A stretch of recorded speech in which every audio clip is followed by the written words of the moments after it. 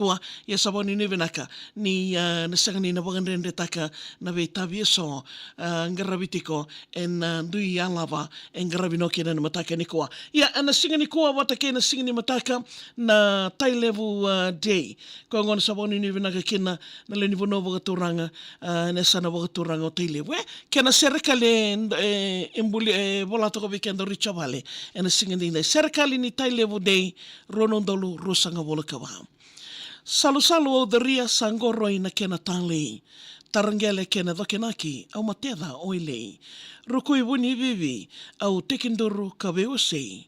Au kindawaki kenda sagatu ena Tailevu day. Kinongo walelevu au kasi roko katama. Veirasaka na nongo turanga na wuni walu na tuikamba. Nai lango ni veiti kena kede isa au kalawada. Ki wuni vivi ena wuku ni umangele tila usaka. Ndono mailangi na kena tikini singa umaringeta. Dhangi tambu kena muovesi karaliuta ki kenda. Ronondolo rusanga volikawa kena yambaki katongai wakawewa. Ninda songova ena ikaono kena ikavitu ni tisemba. Au wakamundoa ki lomanimbai ni nanda songo. Turanga ngasini wuli kena komiti taudoko.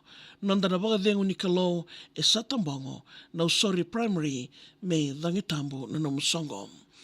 En windai wakarua na soli en dana mai tau da wata. Wakamundu o kena venanumi wata kena raiawa.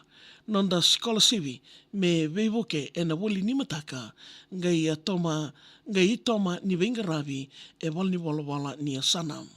O wesurati weekenda kende na singa endai wala ka ombula na vasu ke iranandandomu mai. Mendua na mbongi nonda dholangele ngase nalalai ka modhimbita ki Tailevu tu ena nonda ingai. Me dhavuta na veitikina kalawa na evangu Ndravo mbao verata rui wana navo, wailevu na loto wata ke ndao samo, na ilenga na mena tai ke ia na yavo. Na sautoka nuku ke sawakasa, rara na kelo wungale ke na mata. Toka tai wungale na malata, muritu na usori wata ke na mara. Ki wala ni asana meo dambeta, kau dawiyada ena wakatilo ki weekenda.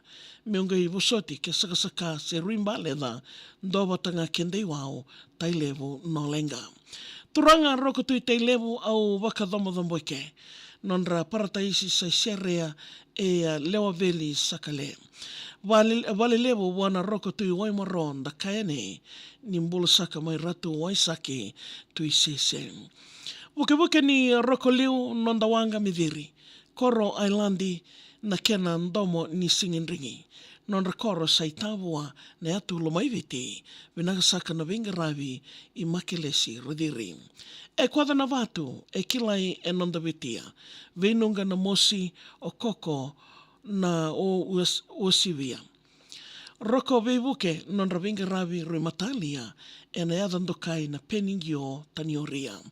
E sanasaka umbua kina wuliku ndataiki. Rai wuke ni roko menilingandra e na indivi. Sawani e wainunu koloni ralu aulili. Sambula resa mai o Viliame na sidi. Kina dewa ni dangi sambula itu nangalo. Nonda New Zealand lailai e mati na ilavo. Korosaka utawuki masuwanua sadambo. Sa chekia saka ratusela na walawalo. Wakaleselesi ni ya umbula e sayawa. Nongu langa sa dawo I kalawa. Ki mokoi sa ravitaki kandawu e nawa. Sa chekia na vingaravi sakeasi na karawa. Kina linga ni kena ngaravi na nonda yao. Matatandina nira otiwatu kamatalao. Nambilo e korovo siki e wai menda mamau o dipaklal nonda turanga ndauniao. E na vetarungi wanua e rangarava tokayani. Daga kai saka maleta nonda ngaravi. Ki waikete na kelo nonda parataisi lomani ni mbula saka mai I Miriama tamani. Ki wuke ni ndauniao tilo saka na lumini ngau ndau musititu ralangata.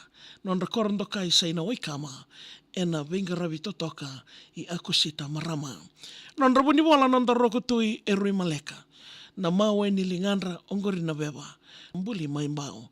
Kasani tatu ina koro verata Tailevu e lau ke ia Luciana naula ngola ona tokalau. Kenan dauni vengaravi me ulai vei sau sote. Ni nganga sagatiko roto kalunga tanangoni. Sautu nangaravi wuli katumbo na kena doke. Kinravuni Tailevu la ve ni kombole. Liuliu ni matambose ni asana kena non reavo. Daumbe ni saka e damomuni nungu salo.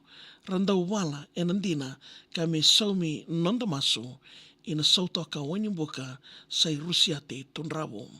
O liuliu ni komiti ni wuli saka e randambe.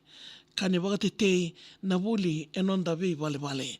Ni ngauna mbole ka vei sola da ruma dake no mukoro e nandaro i Dr. Akanisi Kenreate.